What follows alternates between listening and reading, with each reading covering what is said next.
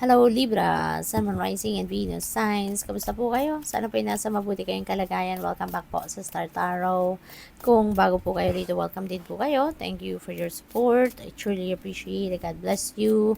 And please subscribe, like, share my videos kung nakaresonate po kayo. And by the way, maraming salamat pala sa mga nagdo-donate sa aking channel for sending me super thanks. Shout out po kay at Maria Yui 3981 for sending me super thanks. Maraming salamat po. May God bless you more. So first message po ninyo, broken ring, parting of the ways in either romance or business. So mayroon ditong maghihiwalay, paghihiwalay ng landas sa negosyo, partnership, or romantic partnership. Ayan. So what else? We have woman, dealings or relationship with a woman. Okay? So, maaari na baka si woman yung ka-business partner ninyo or baka si woman yung ka-partner ninyo sa buhay. Baka siya yung asawa mo, girlfriend mo, yung gano'n, no? So, may mga importante kayong pag-uusapan ng taong ito. We have goldfish, increase in material wealth or spiritual growth. Ayan, baka perang pag-uusapan, pwedeng gano'n, no? There is an increase in material wealth, may karagdagang kaperahan, karagdagang kayamanan, karagdagang financial blessing, na dadating sa inyo, Libra.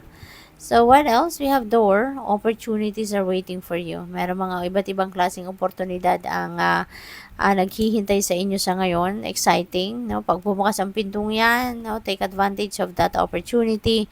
Hindi natin alam lang ngayon kung anong laman nito, no? But, opportunities, are knocking at our doors kasi para sa atin yan. So, regardless kung ano man yan, take advantage of it, okay? We have unicorn, use your intuition to make beneficial changes. Ayan. So, hindi kayo pinapabayaan ng divine universe. You're being taken care of the divine, your intuition, that is divine guidance at pakinggan ninyo to, no? At gawin ninyo kung ano mga necessary changes, na magbe-benefit kayo. Okay? What else? We have cracked cap dissatisfaction with life. So, meron kayong mga hindi nagugustuhan pangyayari sa buhay. May mga frustrations kayo. Disappointments, dissatisfaction na nangyayari. We have crib, there is a birth or conception of a child or enterprise. So, meron ditong baka mababalitaan kayo na manganganak, or po pwedeng kayo ang manganganak, pwedeng ganoon din ang ganap, or kayo ang nagbubuntes, or po pwede rin na meron ditong bagong enterprise kayo na sisimulan, meron kayong bagong negosyo na pwedeng simulan, yung ganon. We have elephant, there is a long journey, either physical or mental, okay? So, merong biyahe, merong pagbabiyahe na gagawin ng iba sa inyo. This could be a long distance travel or pwede, na yung pag-iisip ng ginagawa or gagawin ninyo rito is tawag dito, malayuan, baka long-term goal ito or baka nag-i-strategy kayo, you're making plans, sa kung ano mabagay sa buhay ninyo. So, kaya, yan. We have wind chimes, peace and harmony, okay, coming your way. So, this could be peace and harmony within yourself. Baka ito yung matagal na ninyong hinahangad. So, ito papunta na, mararanasan mo na, or baka yung peace and harmony na to is between you and other person. Baka may nakaaway kayo, may hindi kayo yung may nakasagutan kayo, yung gano'n, may hindi kayo pagkakaintindihan, so maaari, na yan ay magkakabati na kayo at magkakayos na. We have lily, spiritual love, ayan, so magkakaroon dito ng pagmamahal, may magpapakita, magpaparamdam ng kanilang pagmamahal sa'yo, concern nila sa'yo, you are going to feel the love, from those people around you, or baka,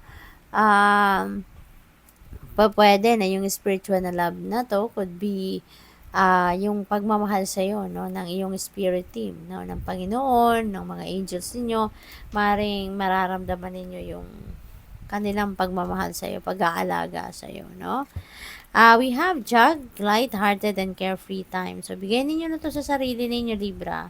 Okay? Bigay ninyo to sa sarili ninyo, mag-unwind kayo, 'di ba? Kailangan lang ninyo na maging magaan, yung inyong pakiramdam dito. So, mag-unwind, mag-relax, 'di ba? Kailangan ninyo na magnilay-nilay siguro, magmuni-muni din para mas lalong magkaroon kayo ng tranquility, no? Have fun, opportunity or windfall, so maganda, may swerte kayong paparating pagdating sa pera, no? You are going to be receiving a financial opportunity. Baka meron ditong offer ng bagong trabaho, bagong money path, diba? May bago kayong source of income, may bagong income stream siguro na you're going to embrace sa ngayon. Baka magne-negosyo kayo, or po pwede rin, no? Na windfall of money ito, so pwedeng panalo. Baka meron kayong winning, no? Sa lottery, STL, raffles, mga ganon. So, this is nice, no? This is nice. Meron tayong increase in material wealth din doon. Tapos, meron tayong windfall of money, no? So, napakaswerte pagdating sa pera. Hindi kayo mauubusan. Position of authority, baka promotion ito. No? Baka promotion, baka may lalagay kayo dito sa isang position of authority, or baka ma-appoint kayo. 'Di ba? Or baka in-applyan ninyo yung trabaho ito. So, depende sa inyong sitwasyon, but definitely, you will be in a position of authority. We have will, indecisiveness, allowing your life to rumble aimlessly. Ayan, so may desisyon na kailangan gawin, no, si Libra, pero hindi pa ninyo ito na pag-iisipan, hindi pa ninyo ito na pagdedesisyonan.